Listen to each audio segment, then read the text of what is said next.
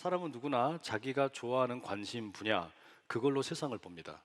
그 특정 관심 분야를 우리가 안경이라고 해도 무방할 겁니다. 주유소 안경을 쓰면 세상 모든 게 주유소를 중심으로 이해가 되는 거예요. 교회라는 안경을 쓰면 세상에 돌아가는 모든 것이 교회를 중심으로 해석이 됩니다. 좋아하는 선생님이 나의 안경이 되면 인생 모든 게 한동안은 그분을 중심으로 돌아가게 되어 있다라는 말이죠. 오늘 본문은 바로 그런 안경의 관점으로 좀 말씀을 해석을 해보려고 그래요.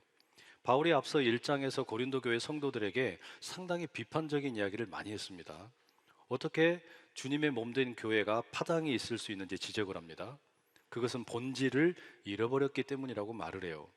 십자가가 아니라 세상의 지혜를 따르며 서로 경쟁을 하다 보니까 이런 꼴이 되었다라고 나무랍니다.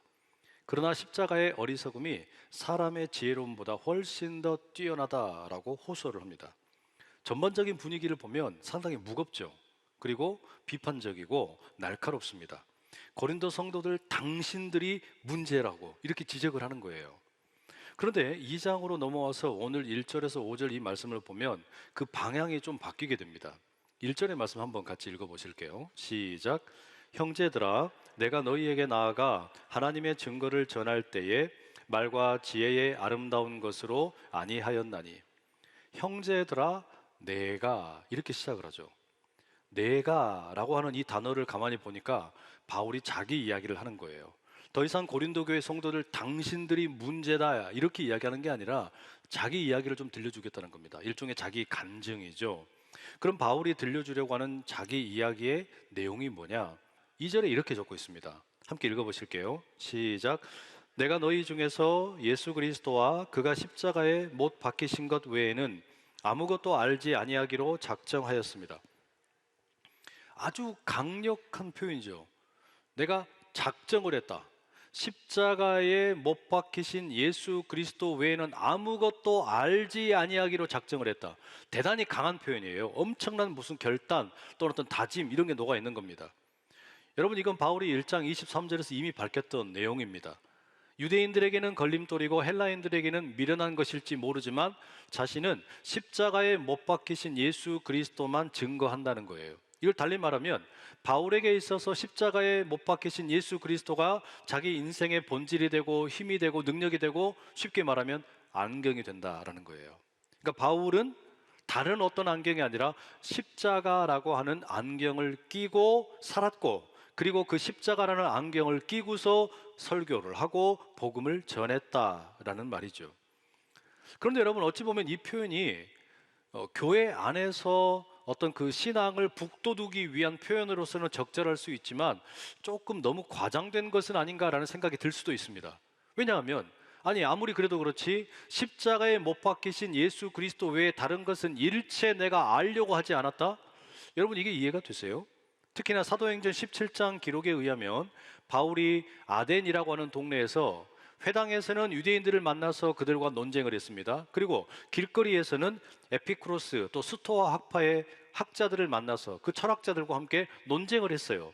그러다가 이들의 초청을 받아서 아레오바고라고 하는 곳에서 설교를 하게 됩니다.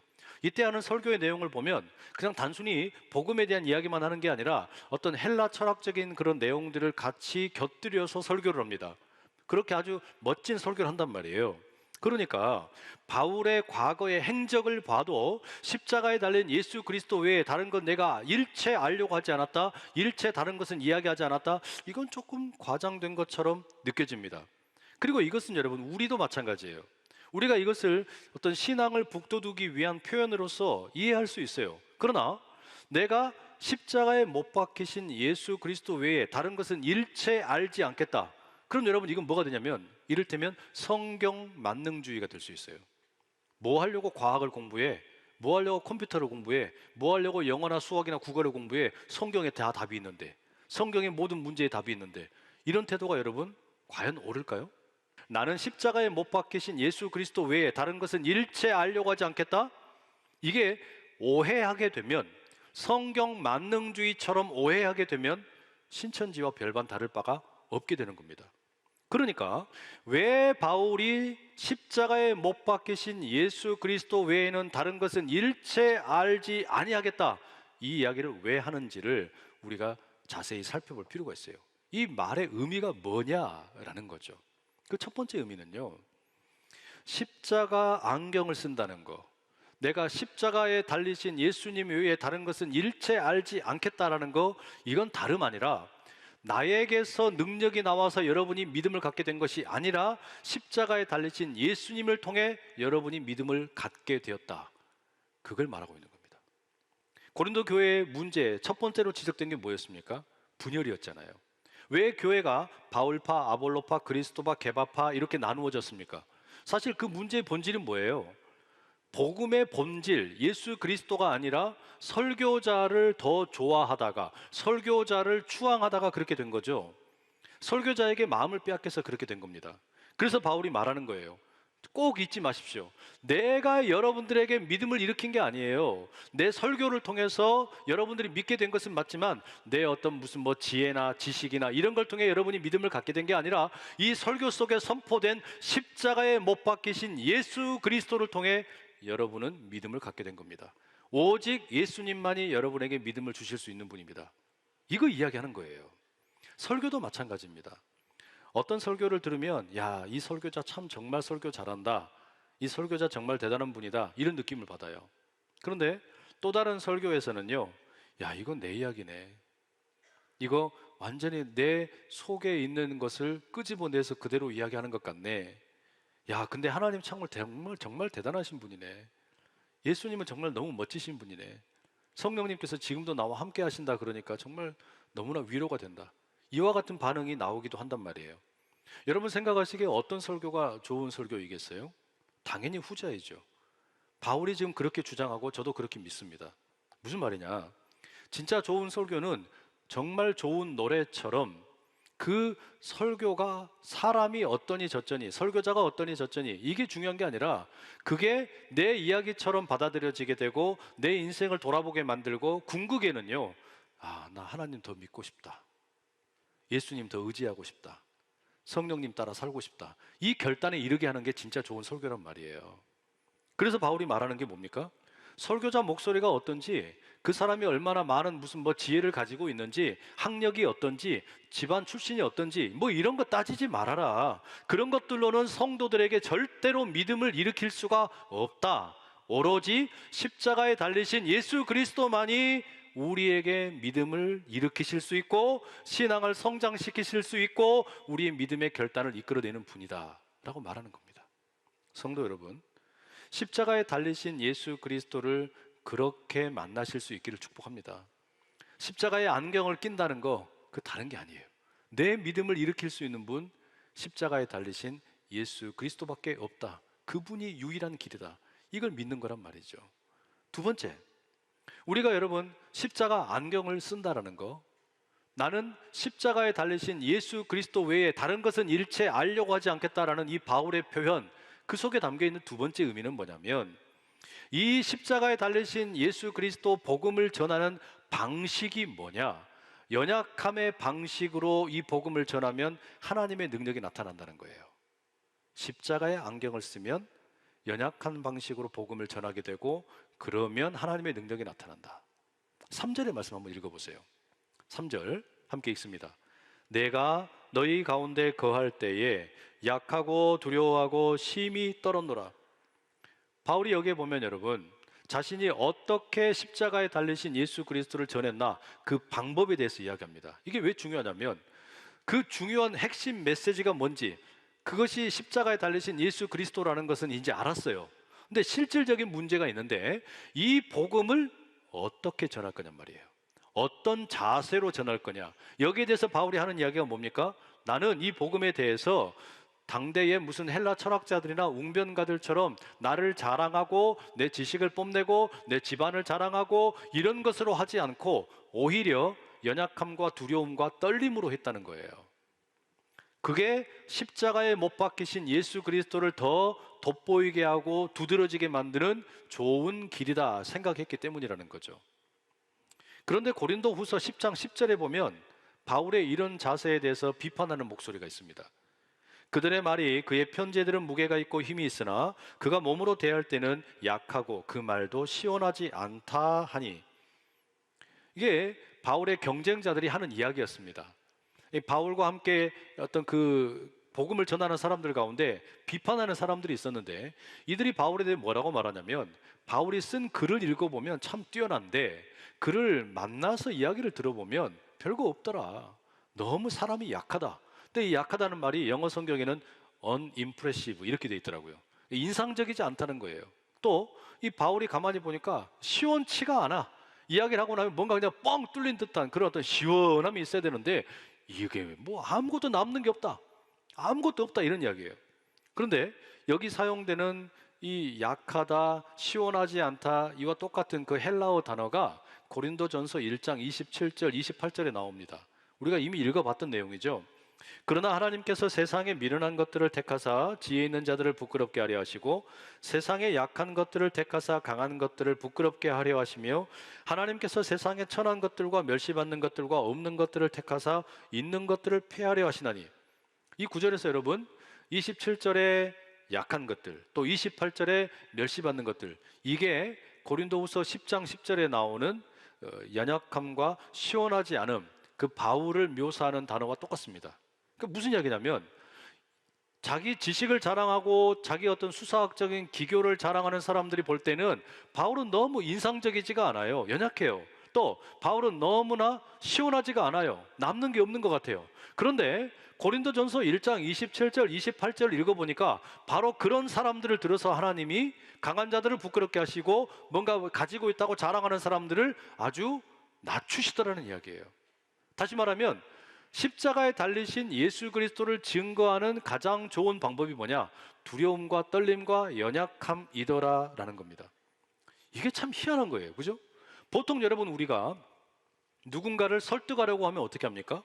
가장 기본적인 수사적인 전략은 뭐냐면 내 지혜를 자랑하는 거잖아요. 내 능력을 자랑하는 거잖아요. 내가 이만큼 능력도 있고, 내가 이렇게 돈도 많고, 내가 이렇게 지혜도 많다고, 똑똑하다고 나를 과시해야 되는데, 십자가의 복음을 증거할 때는 오히려 반대예요. 내가 이렇게 연약하다고, 내가 이렇게 지금 두렵다고, 내가 이렇게 덜덜덜덜덜 떨고 있다고, 이렇게 해야 오히려 이 예수 그리스도가 더 잘 증거된다는 거예요. 세상에 참 희한한 일이죠. 제가 신학교 다닐 때 이런 이야기가 회자되곤 했습니다.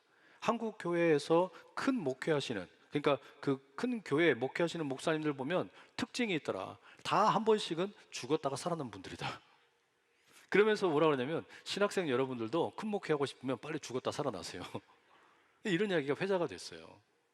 제가 이걸 우리 교회에 와서 철저히 깨달아요. 제가 아무리 설교 준비 열심히 하고, 또 성경 연구 철저히 하고, 글도 매끄럽게 잘 쓰고, 또 설교도 막 목소리를 다채롭게 해서 설교를 해도요, 우리 원로 목사님이 강단에 딱 서셔가지고 주님 한마디 말씀하시면 끝나요. 예, 끝나는 거예요. 그렇잖아요, 여러분. 그게 뭘 말하는 겁니까? 연약한 몸으로, 비틀거리는 육신으로 그 모든 게 그냥 연약해지고 힘이 빠지는 그런 모습인데, 희한하게 바로 그런 어떤 육신을 통해서, 그런 어떤 그 볼품 없는 것을 통해서 복음의 능력이 더 드러나더란 말이에요. 이게 참 희한한 거예요. 바울은 바로 그런 방식이 십자가에 달리신 예수 그리스도를 온전하게 증거하는 방법이라고 말하는 겁니다. 그래서 자신의 연약함과 자신의 두려움과 떨림, 자신이 멸시받음, 이것을 통해 오히려 십자가에 달리신 예수 그리스도가 더욱 높아지게 될 것이다. 복음을 전하는 설교자는 사라져버리고 우리 주님만 높이 높이 영광 받으시게 될 거라고 이야기하는 거예요. 세 번째, 이 십자가의 안경을 쓴다는 거, 십자가에 달리신 예수님만을 알기 원한다라는 거, 여기에 담겨있는 세 번째 뜻은 뭐냐면 성령을 의지하고 신뢰한다는 뜻입니다. 4절과 5절 말씀 함께 같이 한번 읽어보실게요. 함께 읽습니다. 내 말과 내 전도함이 설득력 있는 지혜의 말로 하지 아니하고 다만 성령의 나타나심과 능력으로 하여 너희 믿음이 사람의 지혜에 있지 아니하고 다만 하나님의 능력에 있게 하려 하였노라. 여러분, 이 말씀 가만히 보세요. 바울이 지금 복음을 전하는데 연약함과 두려움과 떨림으로 한대요. 그러니 어떻습니까? 다른 어떤 경쟁력이 있는 사람들과 비교하면 너무 초라하잖아요. 그래서 바울이 무엇을 의지하냐면 성령을 의지한대요. 성령의 능력을 의지한대요. 자신은 헬라의 철학이나 어떤 여타의 다른 지혜를 따르지 않고 자기를 비우고 연약함과 두려움과 떨림의 자세로 나아갔더니 그때 무슨 일이 생기는 거냐면 이제는 성령께서 바울의 설교를 이끌어 가시고 성령께서 이 바울의 복음 사역을 이끌어 가시다라는 겁니다.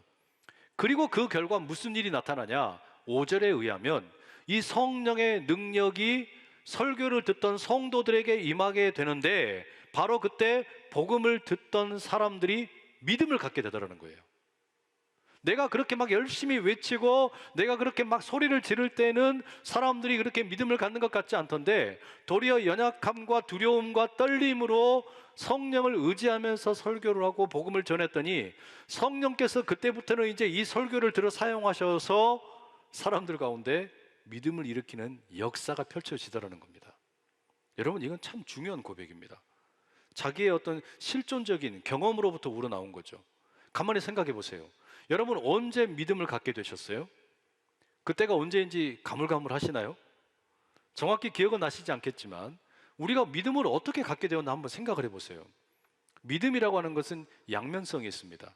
한편으로는요, 이 믿음은 분명히 나의 결단과 결심입니다.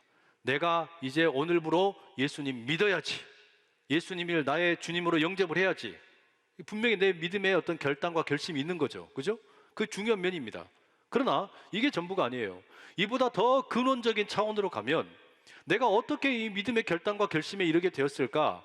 그 어떤 가장 본질적인 차원으로 들어가게 되면요, 믿음도 하나님의 선물이에요.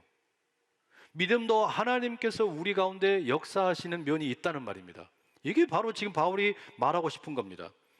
하나님께서 우리의 믿음을 일으키신다. 불꽃을 일으킨단 말이에요. 그걸 보고서 우리가 이제 믿음의 결단과 결심에 이르게 된다라는 말이죠.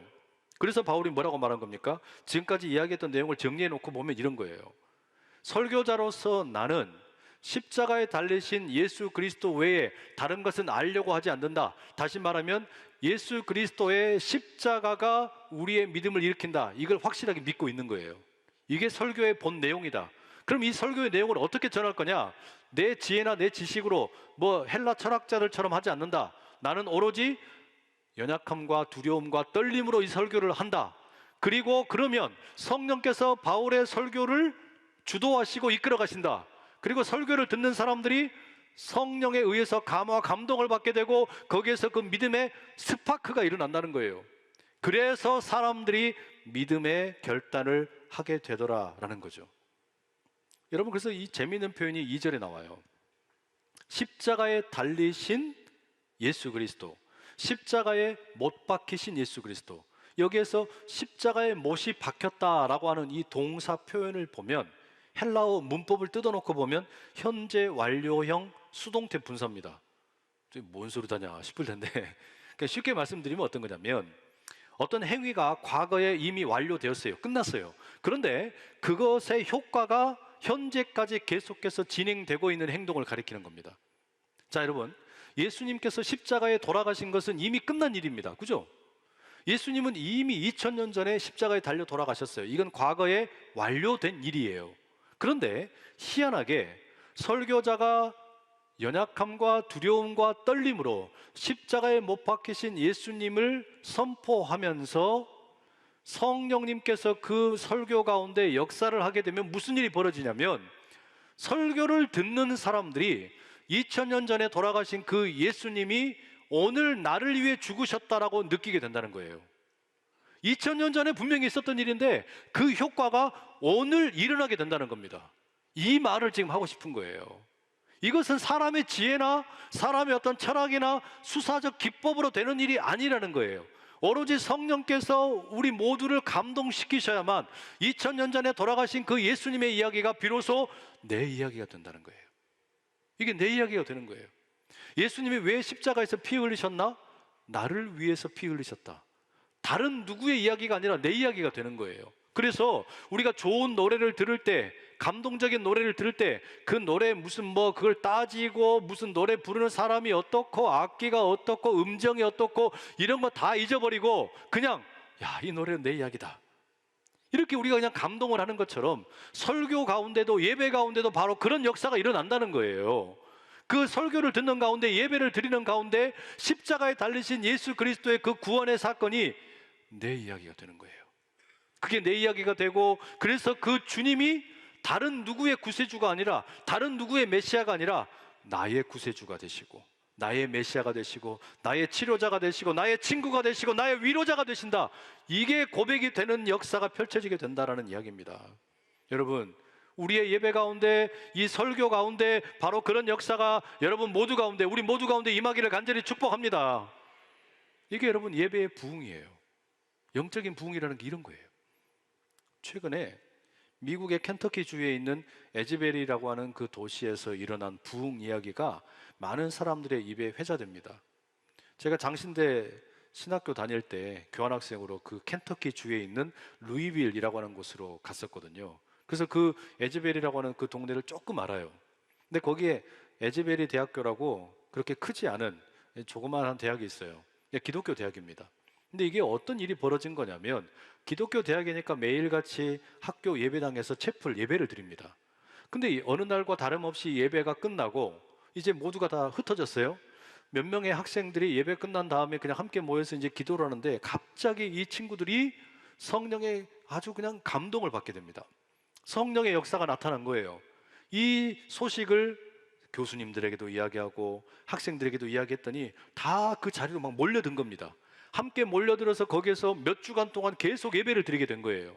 그래가지고 모든 교수님들, 학생들, 심지어는 그 지역에 있는 성도들, 그리고 미국 전역에서 사람들이 함께 몰려들게 된 거예요. 장사진을 이루게 된 겁니다. 그 예배당에 들어가고 싶어가지고 사람들이 바깥으로 줄을 쫙 늘어서 있는 거예요. 이런 어떤 예배의 부흥이 일어나게 되고 정말 장관이 펼쳐지게 된 겁니다.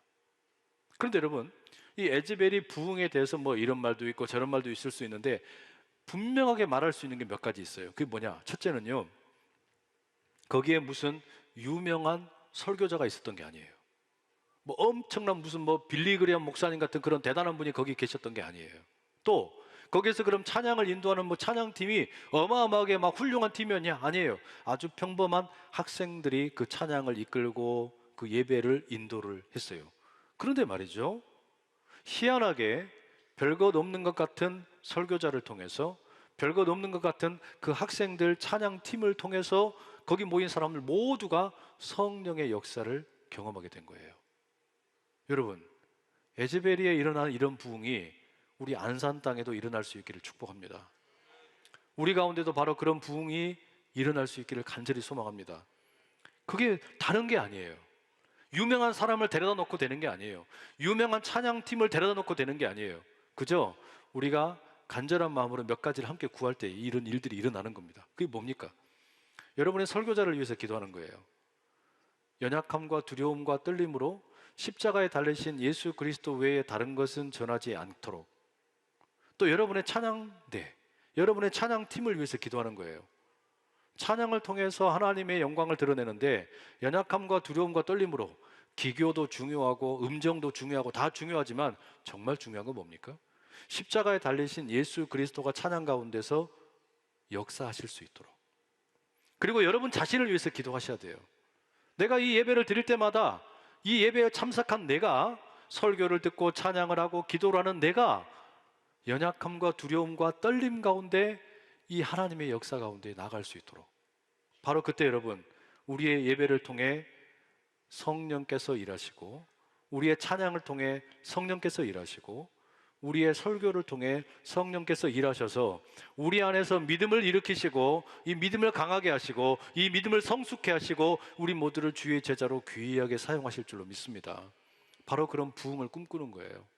바로 그런 부흥, 과거 한국 교회에 평양 대부흥이 있었던 것처럼, 아주사 부흥이 있었던 것처럼, 또 오늘날의 에즈베리의 부흥이 있었던 것처럼, 우리의 부흥, 안산의 부흥이 바로 그렇게 일어날 수 있기를 간절히 축복합니다. 기도하겠습니다.